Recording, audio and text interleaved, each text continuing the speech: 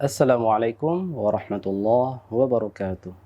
Alhamdulillahirabbil alamin wassalatu wassalamu ala sayyidina Muhammadin wa ala alihi wa sahbihi ajma'in. Amma ba'du. Sahabat Rumi yang dirahmati oleh Allah Subhanahu wa taala, alhamdulillah kita kembali ketemu untuk membahas kitab seorang ulama besar pada masanya, yaitu Imam Al-Faqih Abu Syuja' Al-Qadhi Abu Syuja'. Pada kajian episode pertama, kita sudah membahas sekilas tentang biografi beliau, bahwa beliau ini adalah ahli hadis, ahli fikih. Meskipun beliau menulis kitab ini tidak mencantumkan dalil-dalilnya, dalil Al-Qur'annya, dalil hadisnya, bukan berarti pembahasan fikih itu tidak ada dalilnya. Karena tidak ada fikih jika tidak ada dalil. Imam Qadhi Abu Syuja' ini adalah salah satu murid dari Imam Abu Thahir As-Silafi, seorang ahli hadis pada masanya. Sahabat Rumi yang dirahmati oleh Allah Subhanahu wa taala, kitab ini adalah kitab yang membahas tentang fikih. Fikih itu adalah cara kita berubudiyah kepada Allah untuk mengapresiasi atau mengaplikasikan ubudiyah jasadiyah kita kepada Allah Subhanahu wa taala. Dan tentunya untuk keindahan ibadah tersebut kita harus menunaikan syarat-syaratnya, apa harus dilakukan, dan itu semua telah diajarkan oleh Rasulullah Shallallahu Alaihi Wasallam, seperti sholat dan syarat-syaratnya, rukun-rukunnya, puasa, syarat-syarat dan rukun-rukunnya, dan ibadah-ibadah lainnya.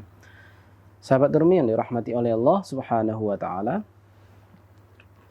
sebelumnya kita sudah membahas tentang permasalahan air.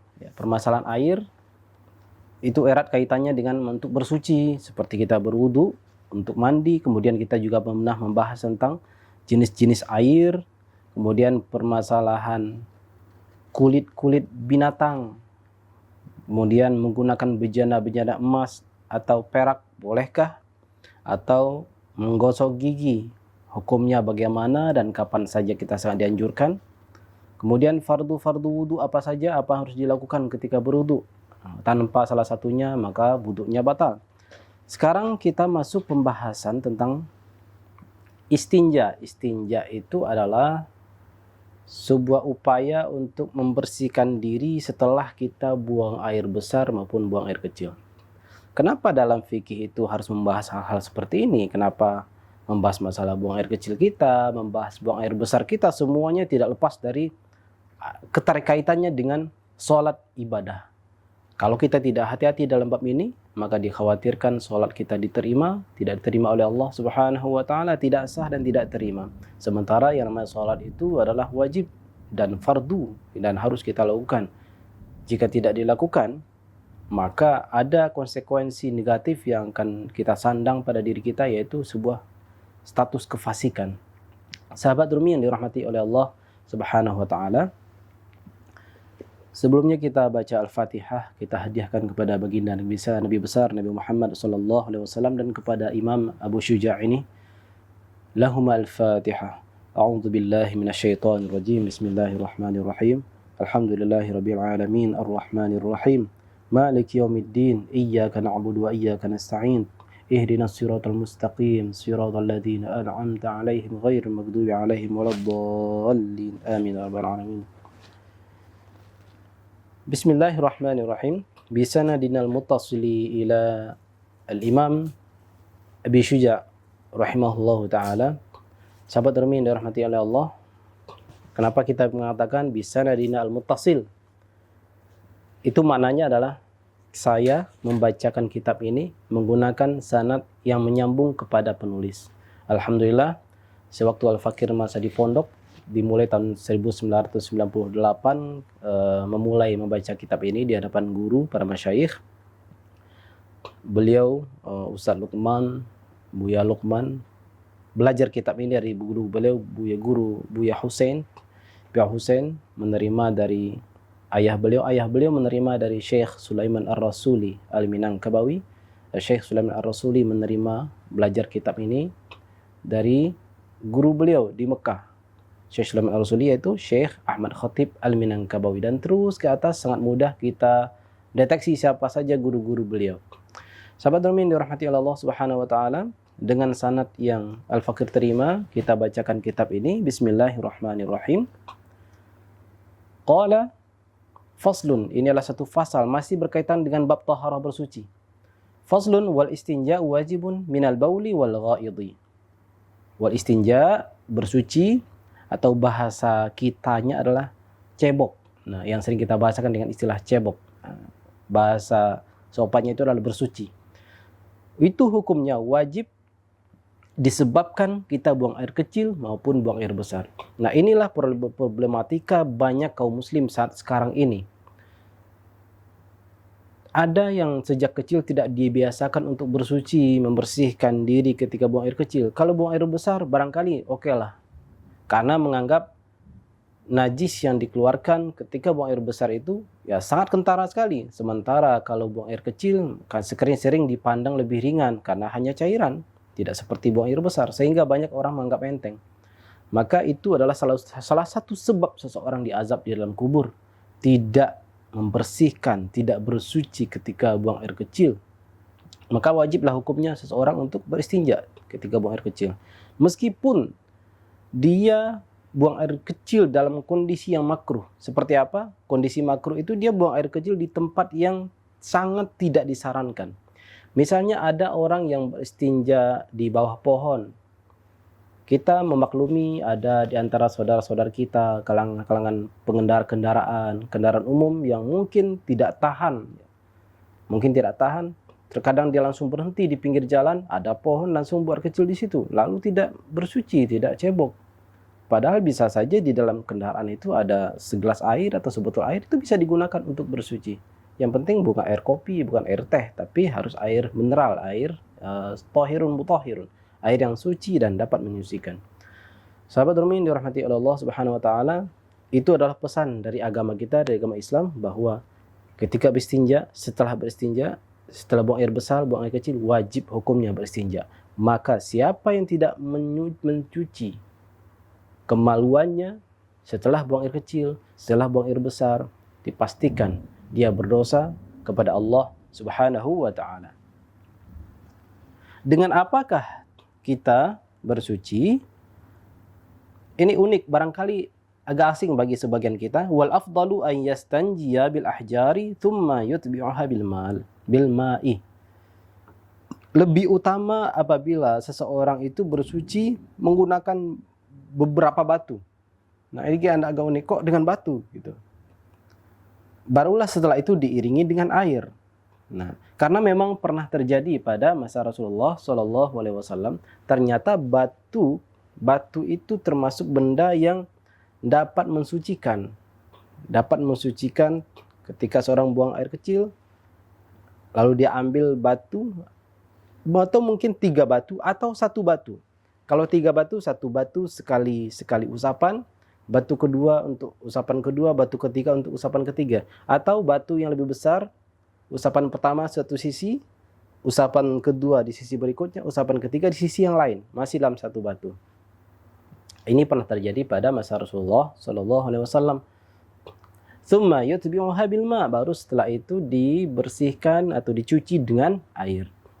Tapi bolehkah salah satu saja? Tentunya boleh. Wa yajuzu an yaqtasira 'ala al-ma'i aw 'ala thalathati ahjarin yunqi bihinnal mahalla. Tapi boleh hanya menggunakan air saja. Boleh menggunakan air saja. Aw 'ala thalathati ahjarin yunqi bihinnal mahalla. Atau cukup dengan 3 batu saja, atau 1 batu tapi dengan 3 sisi yang berbeda, yang dapat membersihkan tempat keluarnya kotoran tersebut. Wa idza arada al-iqtisaru 'ala ahadihima fal ma'u afdal. Tapi air saja boleh, batu saja juga boleh.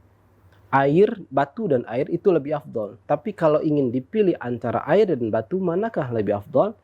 Dijawab oleh Imam Abu Syuja, jika seseorang ingin mengkhususkan atau memfokuskan satu aja, ingin memilih airkah, memilih batukah, maka airlah yang lebih afdal. Berikutnya, adab kita buang air kecil maupun buang air besar. Wa yajtanibu istiqbal al-qiblati wastidbaraha fi as-sahra.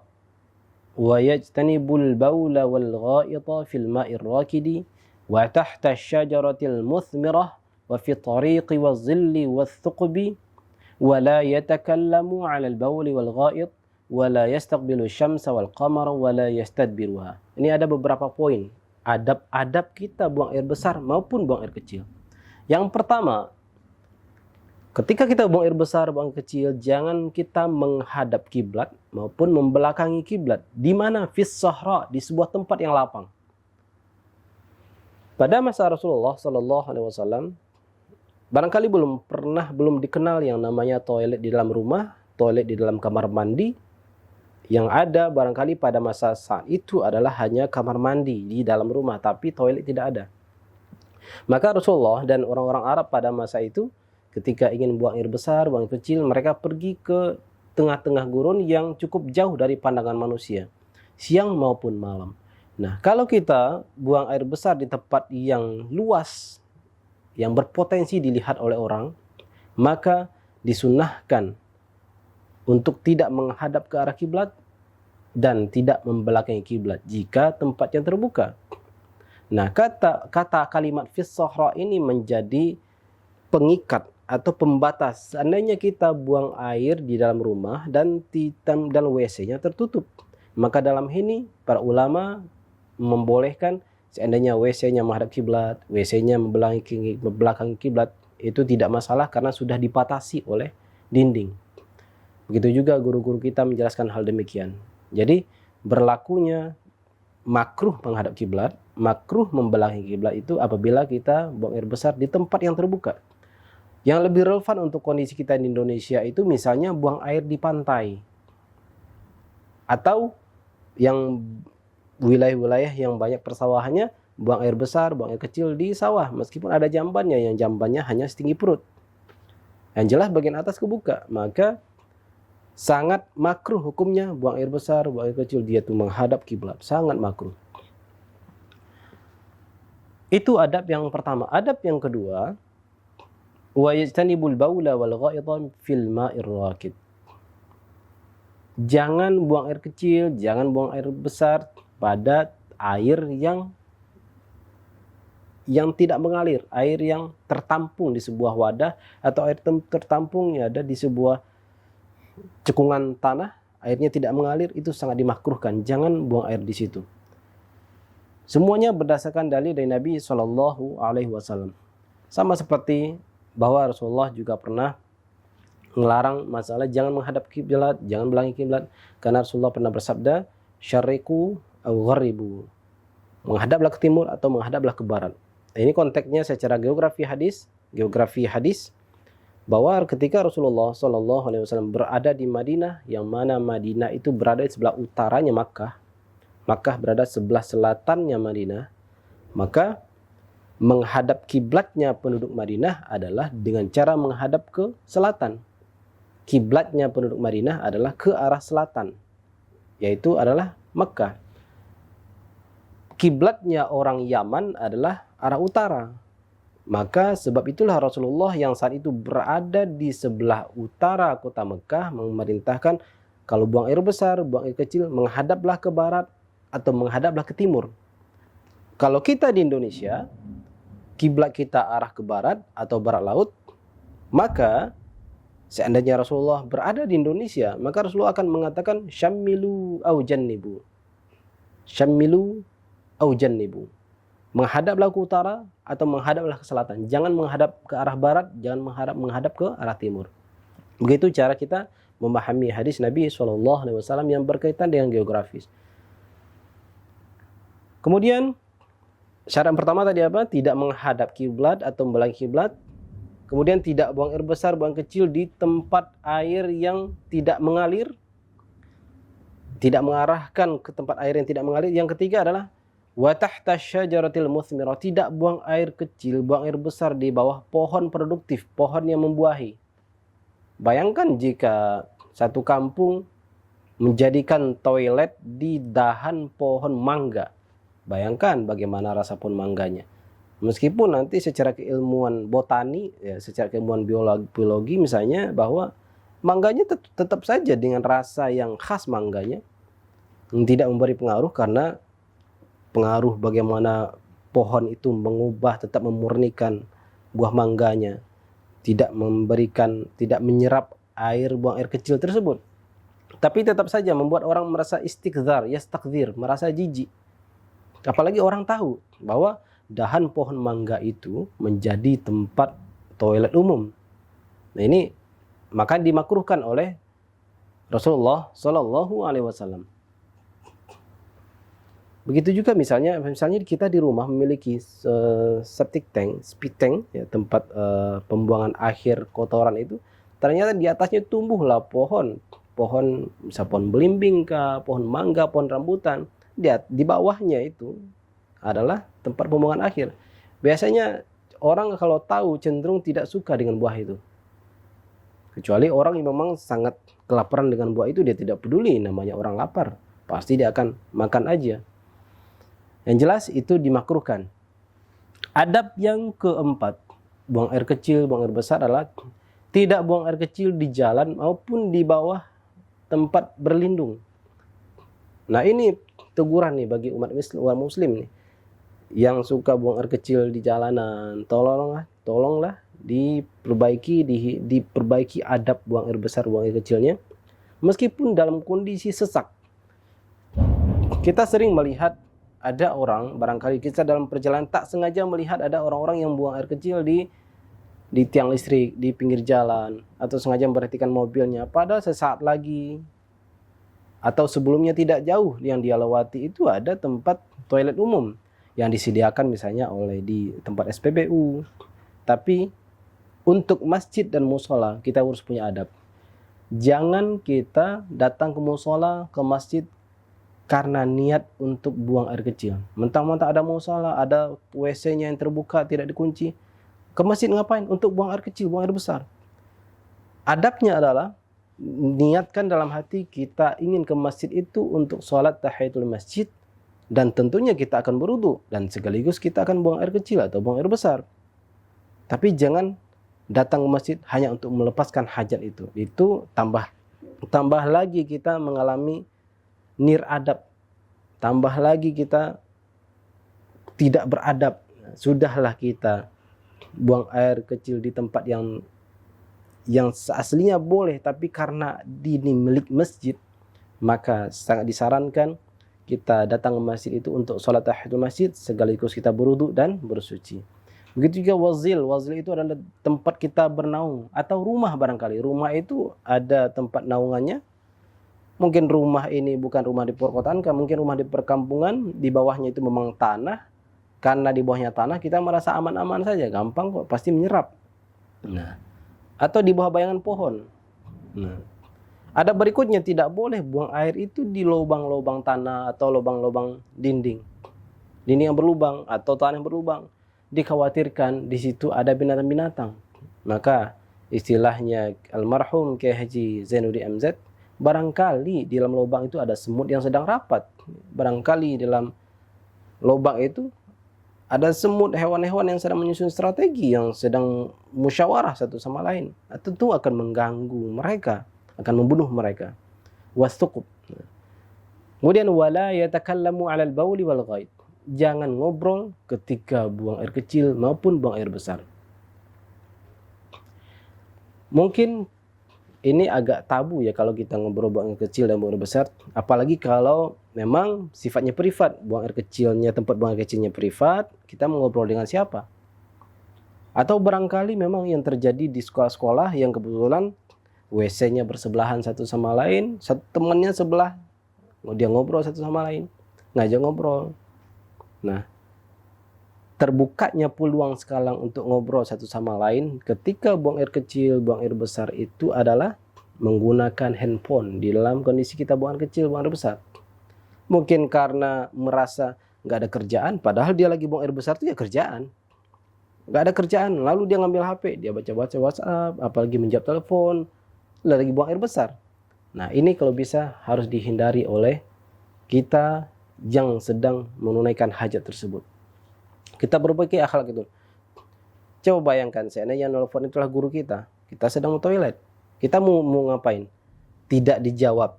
Kita ketahuan WhatsApp-nya aktif. Soal adab pada guru nggak menjawab. Dijawab, kita kena adab lagi di WC. Kita mau ngapain? Makanya kalau kita masuk kamar mandi, mau toilet itu, matikan, hilangkan aktivitas handphone. Ya. Apalagi beribadah. Apalagi beribadah. Wala yastaqbilu syamsa wal qamara wala yastadbiruha. Jangan menghadap ke matahari. Ini kalau pagi hari, siang hari, pagi hari atau sore hari menjelang matahari tenggelam. Jangan menghadap ke arah matahari wal qamar, jangan menghadap ke arah bulan. Bulannya di arah timur, bulannya di arah barat.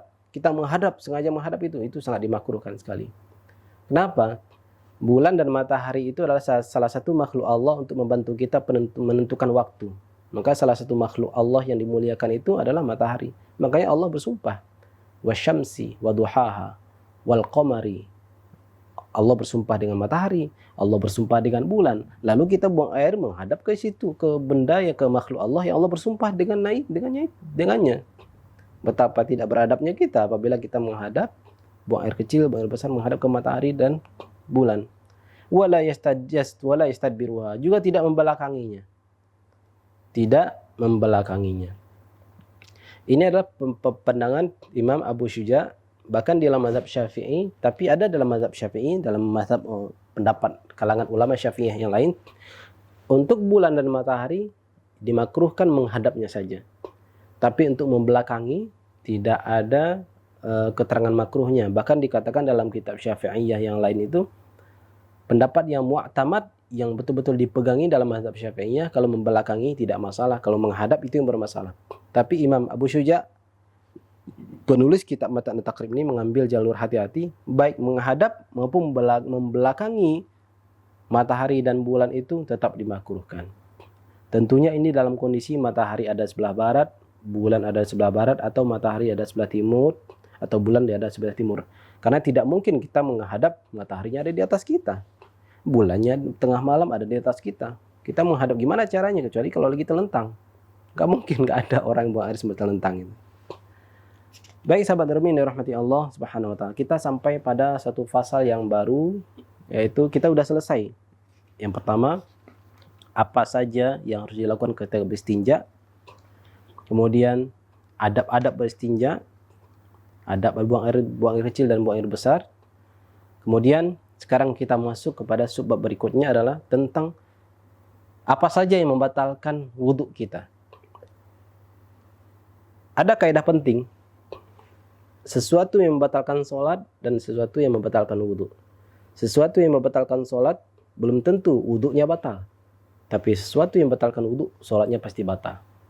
Contohnya yang membatalkan sholat tapi wudhunya tidak batal adalah seseorang ketika sholat tiba-tiba jatuhlah kotoran cicak ke tangannya, ke pakaiannya. Maka status pakaiannya, status tangannya itu bernajis, maka sholatnya menjadi tidak sah karena bernajis. Tapi sholat wudhunya tidak batal. Maka dia cukup berhenti dari sholat, dia bersihkan bagian itu tanpa perlu mengulang wudhu lagi.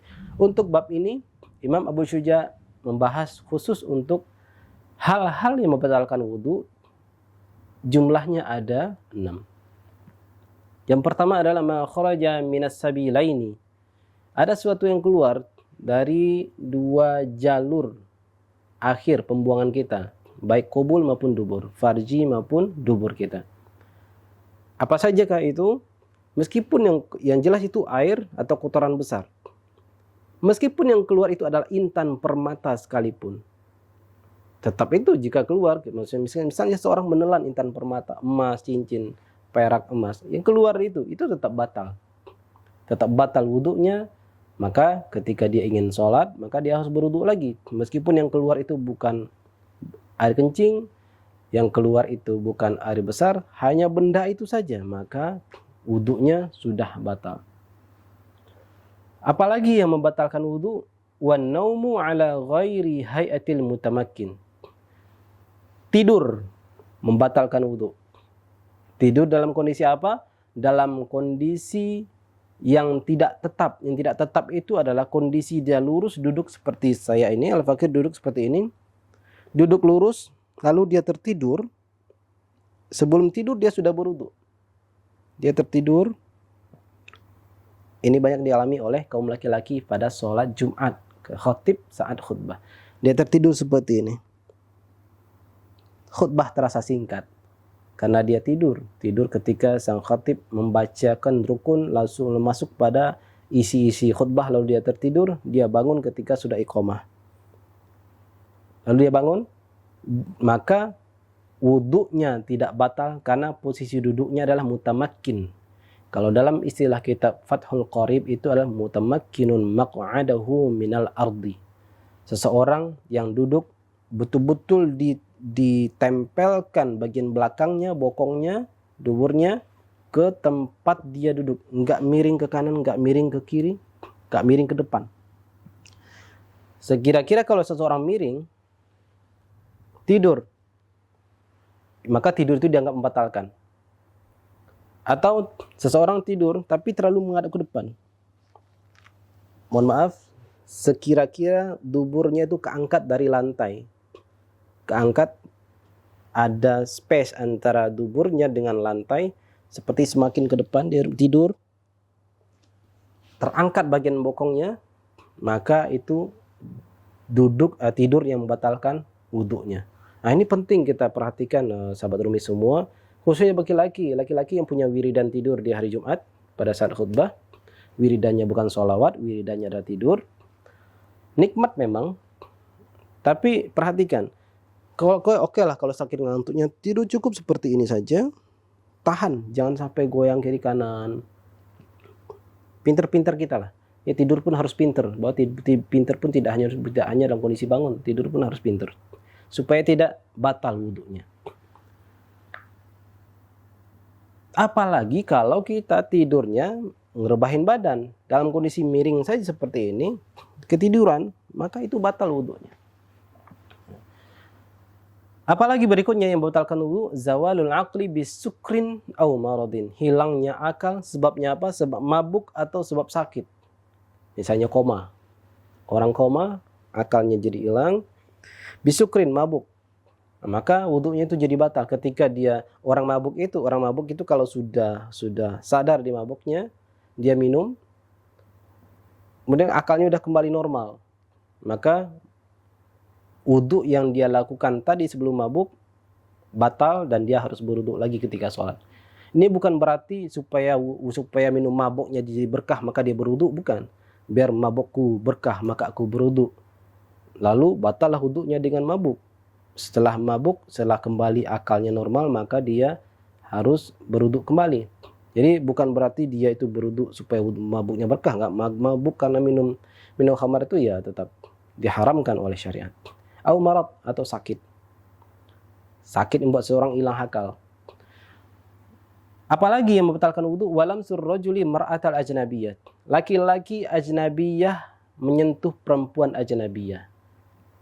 Laki-laki ajnabiyah menyentuh perempuan ajnabiyah. Siapakah perempuan ajnabiyah itu? Nah, ini penting kita pahami bahwa istri itu bukanlah mahram. Maka dalam madhab Syafi'iyah, suami menyentuh istri, istri menyentuh suami, wudunya batal satu sama lain. Kenapa? Istri itu bukan mahram. Kalau mahram ya nggak boleh dinikahi. Mahram itu ya ibu, anak, tante, ya, bibi, cucu, itu mahram. Mahram itu nggak boleh nikahi. Istri itu bukan mahram. Kalau mahram yang nggak boleh nikahi. Yang boleh nikahi itu orang yang bukan mahram, berarti ajnabi. Ajnabi itu adalah orang asing dari darah kita. Dari darah kita dia orang asing. Maka istri, meskipun kita sudah menjalin hubungan pernikahan, itu tetap ajnabi ya. Tetap statusnya sebagai orang asing dari darah kita. Jadi fungsi akad nikah itu bukan mengubah dari ajnabiyah menjadi mahram, bukan. Fungsi nikah itu membuat sesuatu yang haram menjadi halal. Hubungan suami istri haram, dengan adanya akad menjadi halal. Hubungan suami istri, perempuan laki-laki yang awalnya tidak ada hubungan waris-mewarisi, dengan ada akad nikah menjadi boleh mewarisi. Si istri bisa mendapat 1/4 atau si istri bisa mendapatkan 1/8 dari peninggalan suami. Nah, jadi pernikahan itu bukan membuat status ajnabiyah, orang asing, menjadi mahram, tidak sama sekali. Maka istri, suami dan istri, bagaimanapun pernikahannya, bagaimanapun dengan bahasa Arab akad nikahnya tetap saja nggak ngaruh. Dia tetap ajnabiyah, ketika menyentuh maka batallah wudunya. Itu dalam mazhab Asy-Syafi'iyah. Jadi menyentuhnya itu menyentuh bagaimana? Min ghairi hailin, tanpa membatas. Lain halnya ketika satu sama lain menyentuh atau tersentuh dengan ada pembatas, tidak bersentuhan kulit secara langsung, maka itu wudunya tidak batal. Apalagi membatalkan wudu, wa massul farjil adamiyyi wa massu farjil adamiyyi bi batinil kaf. Menyentuh kemaluan manusia, anak Adam, dengan batinil kaf. Sengaja menyentuh batnil kaf itu mulai dari sini sampai sini, itu disebut dengan batnil kaf. Termasuk ini batnil kaf. Perut, baton itu perut, telapak tangan. Menyentuh dengan ini kena, membatalkan. Menyentuh dengan ini membatalkan. Pagi menyentuh dengan ini. Siapa? Ini farji siapa? Farji kita sendiri. Kemaluan kita sendiri kalau kita sentuh itu membatalkan wudu kita. Membatalkan wudu.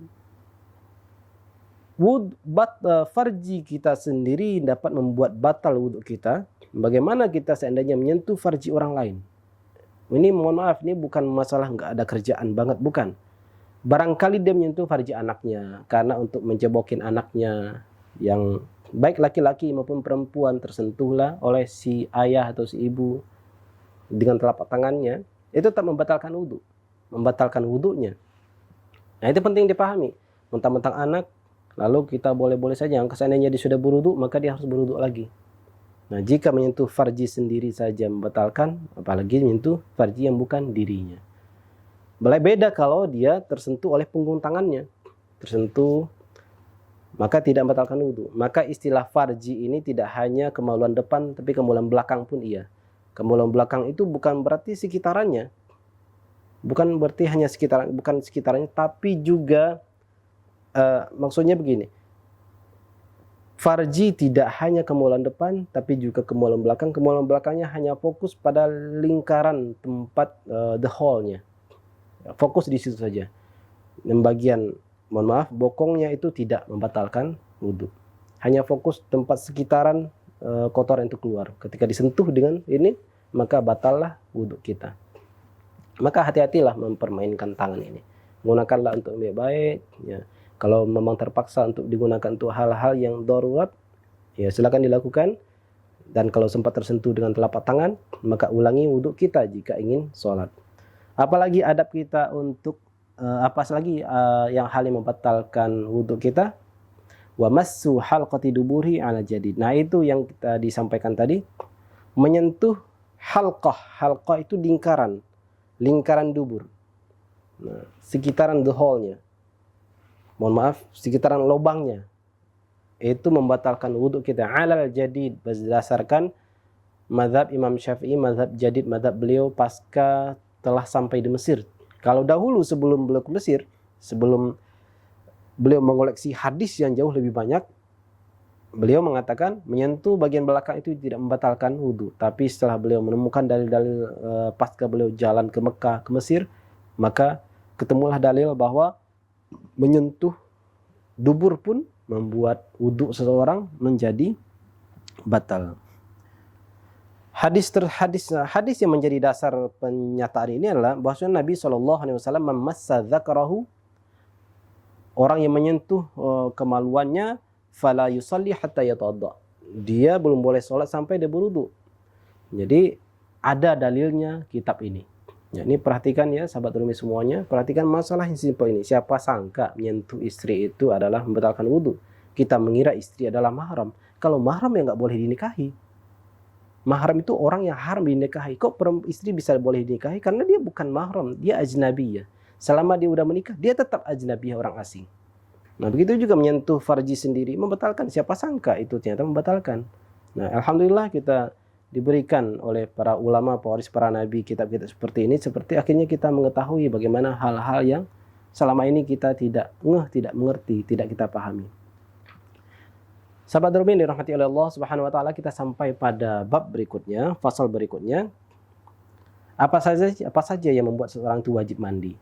Nah, ini penting diketahui oleh siswa-siswa SMP, SMA, ya. Bahkan kalangan pesantren pun kadang-kadang lupa untuk masalah ini. SMP, SMA yang mungkin jam pelajaran fikihnya, agamanya tidak terlalu banyak, kalaupun pelajaran umum yang banyak pun sering lupa, apalagi yang hanya sedikit. Nah, ini penting kita diketahui. Bagi orang tua, siapapun yang mendengar video ini, tolong sampaikan kepada ponakannya, anaknya yang sekolah, apa saja yang membuat seseorang wajib mandi. Jangan sampai ini baru diketahui ketika dia sudah menikah, berhadapan dengan Pak KUA, ketika di screening, barulah jelaskan wajib mandi apa saja. Padahal baliknya sudah sejak umur 9 tahun. Baliknya sudah sejak umur 11 tahun, 12 tahun. Kenapa baru disampaikan ketika akan menikah? Nah, bukan begitu. Maka semenjak kecil itu anak harus diajarkan. Walladzi yujibul ghusla sittatu asya. Ada 6 hal yang membuat seseorang itu wajib mandi. Yang pertama adalah ada 3 kategori. Salasatun tashtariku fiha. Nah, ada 2 kategori. Dari yang 6 tadi, 3 diantaranya itu terjadi pada perempuan dan laki-laki sekaligus. 3 berikutnya hanya terjadi pada perempuan. 3 yang pertama adalah 3 yang berkaitan laki-laki dan perempuan sekaligus. Apa saja? Apakah itu? Wahya iltiqa'ul khitanaini. Bertemunya 2 kemaluan, laki-laki perempuan. Baik dalam kondisi halal maupun kondisi haram. Sedangkan suami istri yang halal sekalipun bertemu 2 kemaluannya, bertemu kemaluan satu sama lain, itu wajib mandi, apalagi dilakukan dalam kondisi haram, misalnya berzina. Lebih wajib lagi untuk mandi. Ini mirip dengan permasalahan berpuasa. Jadi ada suami istri yang berhubungan pada siang hari bulan Ramadan, maka dia harus membayarkan kafarah. Muncul pertanyaan, bagaimana jika kami bukan suami istri? Lebih berat lagi, justru lebih wajib lagi untuk membayarkan kafarah, dendanya, karena dilakukan di tengah bulan puasa, di tengah bulan Ramadan, di siang hari. Sahabat Darmin dirahmati oleh Allah Subhanahu wa taala. Secara bahasa Imam Abu Syuja' mengatakan iltiqa'ul khitanani. Iltiqa'ul khitanaini, bertemunya 2 khitan.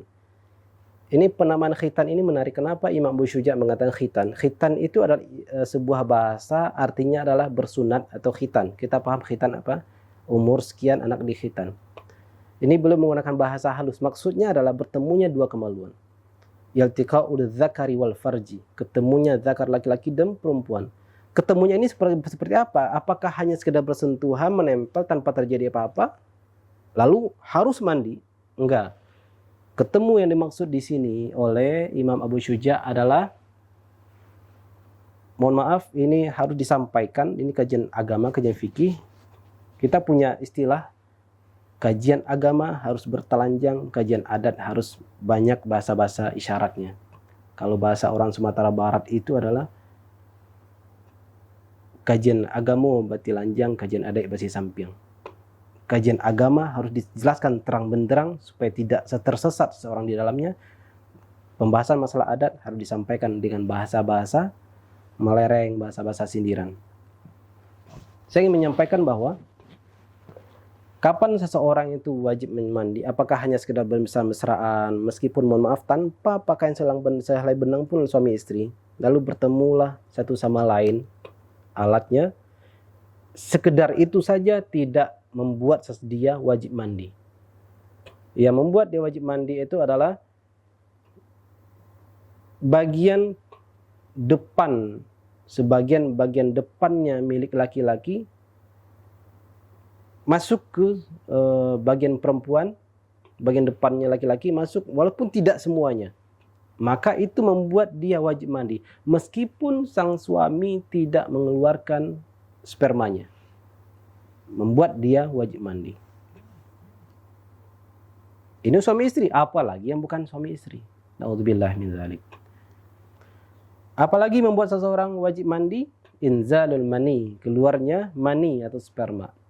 Maka keluar sperma tidak mesti dalam kondisi hubungan badan. Mungkin dia sebab mimpi atau na'udzubillah onani, istimna, dalam bahasa fikihnya onani, istimna. Meskipun para ulama menyatakan itu hukumnya haram, bahkan ada yang mencoba memakruhkan. Ada ulama yang mengatakan makruh, sebagian dari mazhab Hanabilah mengatakan onani itu hukumnya makruh. Tapi makruhnya dalam hal apa? Kalau seseorang itu, kalau dia tidak onani, maka dia dikhawatirkan berzina. Memang ada fakta, ada kecenderungan berzina kalau dia tidak onani. Maka dalam kondisi itu dia makruh untuk onani. Akhirnya dia terhindar dari berzina. Tapi kalau memang tanpa onani pun dia tidak akan berzina juga, maka tetap kembali ke hukum haram. Maka keluarnya mani tidak hanya disebabkan seseorang itu terjadi rangsangan ketika berhubungan badan, tapi juga mimpi, ihtilam, keluar spermanya, atau dengan cara onani. Maka wajib hukumnya mandi. Apalagi yang mewajibkan seseorang itu mandi, yaitu mati. Siapa yang wajib mandi? Si mayat kah yang wajib mandi? Gimana caranya dia mandi? Dia sudah mati. Maka kewajiban berpindah kepada orang yang hidup. Kewajibannya menjadi fardu kifayah, wajib yang dapat diwakilkan oleh satu orang saja itu sudah cukup. Kewajiban yang lain itu sudah selesai. Jadi yang berkewajiban adalah orang yang hidup, bukan si mayatnya. Mayat nggak bisa mandi sendiri, seandainya mandi sendiri ya kabur semuanya, habis. Jadi ada 3 hal. Laki-laki yang mati, perempuan yang meninggal wajib mandi. Kecuali dalam keadaan darurah. Atau hal-hal dikecualikan dalam agama. Seperti orang yang meninggal berperang fi sabilillah. Dan orang-orang yang wafat tertimbun. Bahkan ini menjadi penjelasan para ulama. Kalau dimandikan akan hancurlah kulit-kulitnya, hancurlah daging-dagingnya disebabkan tertimbun oleh karena beberapa lama. Berapa hari, berapa pekan ketemu muncul jasadnya setelah terjadi pembongkaran, pembersihan tanah-tanah yang longsor misalnya, atau gempa, atau rumahnya yang runtuh. Ketika dibersihkan kelihatan jasadnya. Kalau dimandikan hancur, maka dalam kondisi itu terjadilah pengecualian. Maka mati yang dimaksud di sini adalah mati dalam kondisi normal. Kemudian ada lagi 3 kategori berikutnya. Yang tadi adalah laki-laki dan perempuan. Ini khusus bagi perempuan saja. Wa thalathatun takhtassu bihan nisa. Ada 3 mandi wajib yang hanya khusus bagi perempuan. Laki-laki tidak ada. Perempuan apabila selesai dari haid, perempuan apabila selesai dari nifas, perempuan apabila dia wiladah, itu melahirkan. Jadi beda antara darah wiladah dengan darah nifas. Kalau haid kita sudah maklum, bahkan jangan perempuan, laki-laki pun sudah maklum. Ya. Tapi ternyata perempuan pun banyak tidak maklum juga dengan darah haidnya. Maka ada istilahnya perempuan yang ghair mumayyizah. Perempuan yang tidak bisa membedakan mana si darah haid, mana darah istihadah. Nah itu perempuan harus mengerti bab ini. Wal wiladah. Nah, wiladah itu darah langsung mengiringi kelahiran si bayi. Itu bukan darah nifas, tapi darah wiladah. Maka si perempuan wajib mandi. Nah, setelah nifas dia wajib mandi. Nah, baik, kita masuk kepada bab berikutnya. Wa faraidul ghusli tsalatsa. Nah, ketika kita mandi wajib, ini hal-hal yang mewajibkan seorang mandi. Nah, kemudian kita akan mandi. Apakah yang harus kita lakukan? Imam Abu Syuja mengatakan wa faraidul ghusli tsalatsatu asya. Ada 3 hal yang mesti dilakukan ketika akan mandi wajib tersebut. Yang pertama, an-niyatu, berniat. Ini hadisnya jelas, innamal a'malu binniyat. Kapankah seseorang itu berniat? Yaitu ketika siraman pertama, siraman mandi wajibnya, bukan siraman sekedar membasahi. Sebab dalam prosesi sebelum mandi wajib itu ada semacam siraman, ada usapan-usapan hanya untuk membasahi sebagian-bagian badan, atau membasahi rambut terlebih dahulu sebelah kanan atau sebelah kiri, atau bahkan berwudu. Nah, jadi niat itu bukan dilakukan ketika hanya sekedar basuhan-basuhan tersebut, tapi niat ini dilakukan di dalam hati. Nawaitu al-ghusla li raf'il hadatsil akbar lillahi ta'ala. Aku niat mandi mengangkat hadas besar karena Allah Ta'ala. Kapan diucapkan dalam hati? Ketika kita melakukan basuhan pertama. Atau kalau kita menggunakan shower, langsung berdiri di bawah, mulai mengalir air di kepala, niatlah dalam hati, nawaitu ghusla li raf'il hadatsil akbari lillahi ta'ala. Betapa banyak di antara kita yang lupa berniat saat mandi wajib. Sepanjang itu pula lah sholatnya tidak diterima oleh Allah Subhanahu wa taala. Maka bertaubatlah jika ada yang seperti itu. Ya, mandi wajib lagi. Buat hati-hati, untuk kehati-hatian kita. Yang pertama adalah niat. Yang kedua adalah wa izalatun najasati in kanat ala badanih. Yang kedua adalah seandainya di badan kita itu ada najis. Ini perempuan, misalnya perempuan akan mandi wajib, ternyata nggak tahu kenapa darahnya bisa nempel di sini, bisa nempel di kakinya. Itu harus dibersihkan terlebih dahulu. Bersihkan terlebih dahulu karena dikhawatirkan ketika melakukan basuhan pertama, yang mana basuhan pertama itu adalah basuhan wajib. Ketika melakukan basuhan wajib ternyata masih ada anggota tubuh yang terhalangi oleh najis, maka basuhan pertama itu dikira sudah sah, ternyata tidak sah, maka mandi wajibnya menjadi tidak sah. Nah, ini penting dipahami nih sahabat Rumi yang dirahmati Allah Subhanahu wa taala. Jadi perhatikan sebelum mandi wajib itu, perhatikan semua badan kita apakah ada najis atau jangan-jangan ada kuteks. Bagi perempuan yang suka pakai kuteks di kukunya. Ini kutek bukan hinai, hinai itu bisa tembus air, bisa tembus ke kuku kita. Atau menggunakan cat rambut yang ternyata cat itu bukan dari bahan yang menyerap air. Atau perhatikan juga ternyata di telapak kaki ada kita keinjak lakban, ya. Lakban ternyata akhirnya ketika mandi tidak membasahi bagian yang ditutupi oleh lakban. Kita perhatikan itu. Perhatikan semua dengan jeli demi terjaganya diri kita, bersihnya diri kita dari hadas. Nah, kemudian barulah yang ketiga, isalul ma'i ila jami'i sya'ri wal basyarah. Isalul ma', tidak hanya sekedar menyiramkan, tapi isal. Isal itu apa? Menyampaikan, mengguyurkan, menyampaikan air ke semua sya'ri, semua bulu-bulu, rambut ke bulu-bulu semua badan kita. Wal basyarah, dan semua kulit.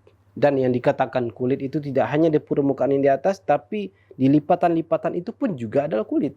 Maka penting ketika mandi wajib itu dibersihkan, apalagi yang terjepit oleh anggota-anggota tubuh itu harus dibersihkan, harus disirami. Maka mandi wajib jangan kita samakan dengan mandi biasa, yang mana mandi biasa itu lebih fleksibel, terserah kita. Mandi kepala saja, mandi sebelah badan saja, mandi kaki saja, terserah. Tapi kalau mandi wajib betul-betul harus diperhatikan, karena ini berkaitan dengan keabsahan kita mau sholat. Itu adalah hal-hal fardu, hal wajib harus dilakukan.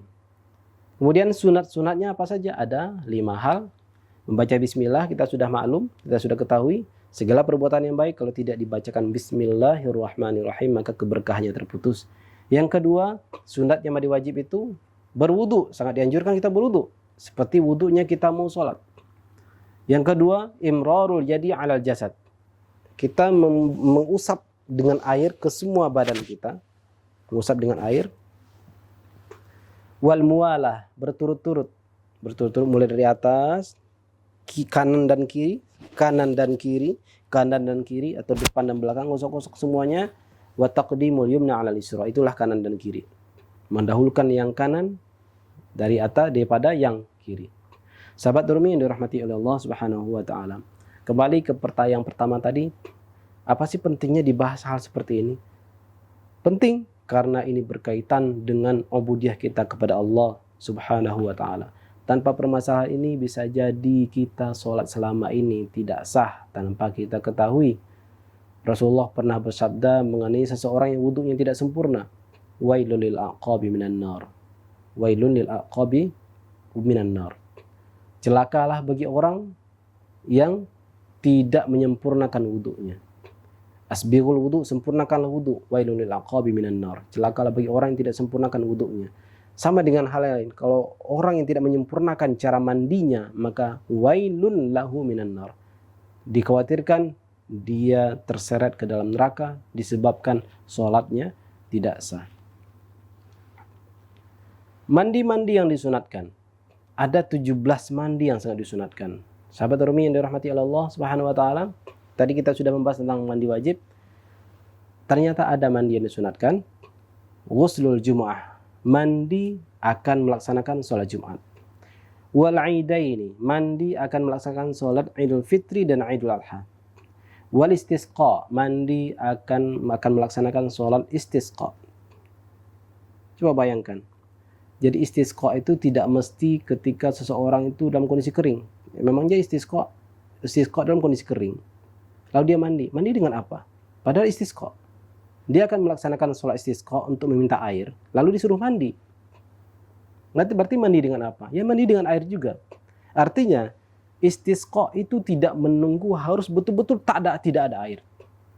Istisqa itu bisa dilakukan ketika kondisi air sudah mulai minim, bukan berarti tidak ada sama sekali. Meskipun airnya kadarnya hanya sepertiga dari biasanya, kita sudah boleh istisqa. Jadi bagaimana mungkin dia mandi untuk sholat istisqa? Padahal sholat istisqa itu adalah sholat minta hujan. Lalu mandi dengan apa? Ya dengan air. Artinya air tetap ada ketika ingin sholat istisqa. Jadi kita tidak harus kondisi kering, hampa, tidak ada air seperti beberapa negara Afrika. Tidak ada air baru kita sholat istisqa. Tidak. Dalam kondisi ada air pun kita tetap boleh sholat istisqa. Yang keempat, mandi jika hendak melaksanakan sholat gerhana, sangat disunatkan. Kemudian mandi wal ghuslu min ghuslil mayyit, mandi setelah memandikan mayat. Maka orang yang langsung turun tangan memandikan mayat, maka disunatkan bagi dia untuk mandi. Kita jangan membuat pikiran yang horor, mitos-mitos orang yang memandikan mayat jika tidak mandi maka dia akan kebawa nuansanya ketika tidur. Dia akan mendatangi dia ketika dia tidur.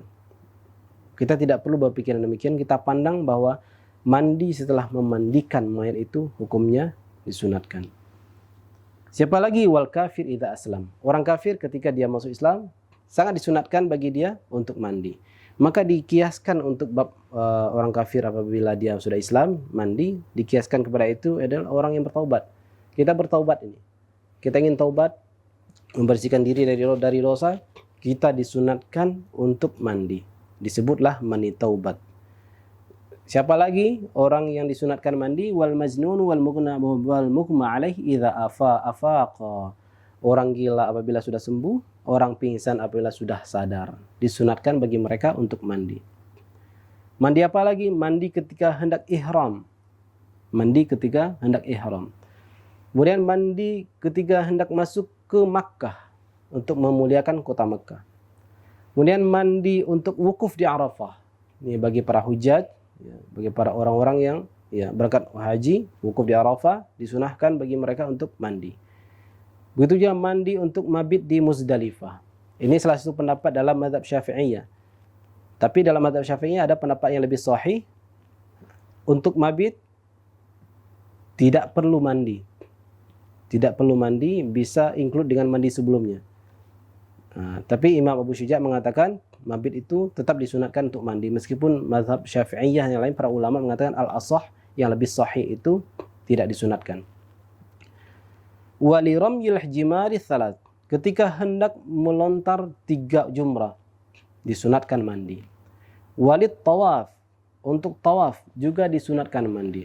Lagi-lagi Imam Abu Syuja' berbeda dengan para ulama Syafi'iyah yang lain.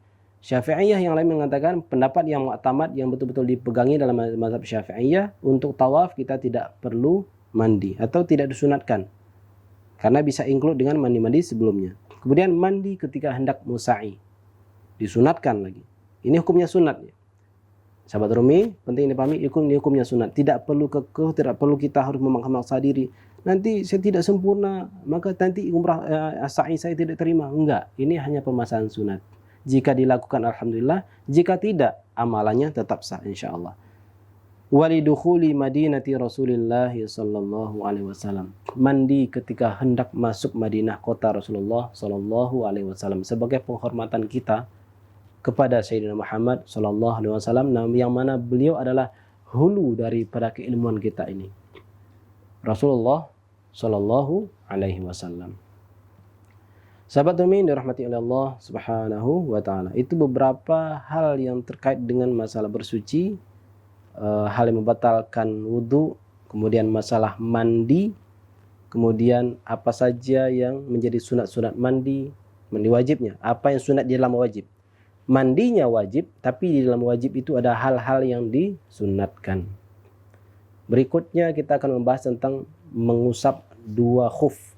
Khuf itu bukan sepatu tapi juga bukan kaos. Kita bisa melihat kalau kita searching di medsos, media sosial, kita searching di Google akan kelihatan itu khuf itu apa. Dia bukan kaos, juga bukan sepatu. Sahabat Dormi dirahmati Allah Subhanahu wa taala, kita lanjut pada pembahasan berikutnya adalah mengusap sepatu insyaallah. Wallahu ta'ala. Assalamualaikum warahmatullahi wabarakatuh.